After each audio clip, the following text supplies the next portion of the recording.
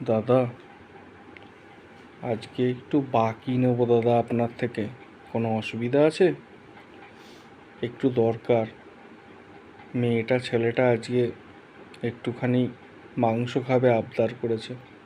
মাংস তো নিয়ে এসেছি দাদা, কিন্তু মশলাপাতি কেনার আমার কাছে পয়সা নেই। একটু কি বাকিতে দেবেন? হ্যাঁ দাদা, আপনি নিন না। আপনি তো পাড়ার প্রতিবেশী, পাশের বাড়ির লোক তো আপনি। নিন, আপনি কী নেবেন নিন। কী মশলা লাগবে? সব মশলা নিন আপনি। পরে পয়সা দেবেন, মাইনে ঢুকলে পয়সা দেবেন, চাপ নেই। পাড়ার প্রতিবেশী আপনি, নিন। দাদা, এবারেও আপনার পয়সাটা দিতে পারলাম না। আমার ছেলে মেয়ে ভালো চাকরি পাক দাদা, আমি দিয়ে দেবো। আমার ছেলে চাকরি ইন্টারভিউ দিচ্ছে, মেয়েও ইন্টারভিউ দিচ্ছে, পাক, আমি দিয়ে দেবো দাদা। আরে কোনো ব্যাপার না দাদা, আপনি নিন না। আপনি কী ধার বাকি নেবেন? আপনি তো আমার প্রতিবেশী, আপনি নিন না। পরে আমি বুঝে নেব, পরে দেখা যাবে যা হবে।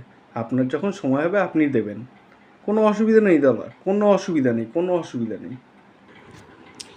আরে ও দাদা, ও দাদা, আপনি মাল ঝাল নিচ্ছেন না, কি ব্যাপার? কি অসুবিধা বলুন?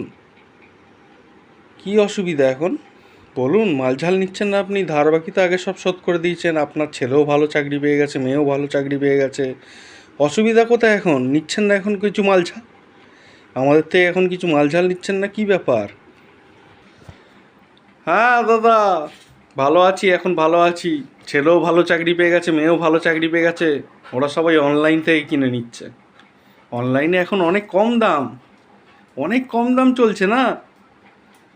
ও, ওই জন্য সব অনলাইন থেকে নিয়ে নিচ্ছে, ওই জন্য আপনার কাছে আসছি না আর। সবাই অনলাইনে নিয়ে নিচ্ছে। ও, ঠিক আছে ঠিক আছে, বা দাদা খুব ভালো। আপনার খুব কৃতজ্ঞ মানুষ আপনারা। যখন কেউ ছিল না, আপনার মাংস খেতে পারছিল না, তখন আমি মশলা দিয়েছিলাম বাকিতে। শোধ কবে করেছেন আমি জানি না, তাও কিচ্ছু বলিনি, কারণ প্রতিবেশী বলে। আজকে আপনার মেয়ে ভালো চাকরি পেয়ে গেছে, আপনার ছেলে ভালো চাকরি পেয়ে গেছে, অনলাইনে চলে গেছে। হ্যাঁ, তাদেরকে একবার বোঝাবেন ছোটোবেলায় কিভাবে আপনাদেরকে বড় করেছে তারা। আপনি যে ছোটোবেলায় কিভাবে তাদেরকে বড় করেছেন সেটা একবার বলবেন। আমাদের কথা একবার ভাববেন দাদা। গুড।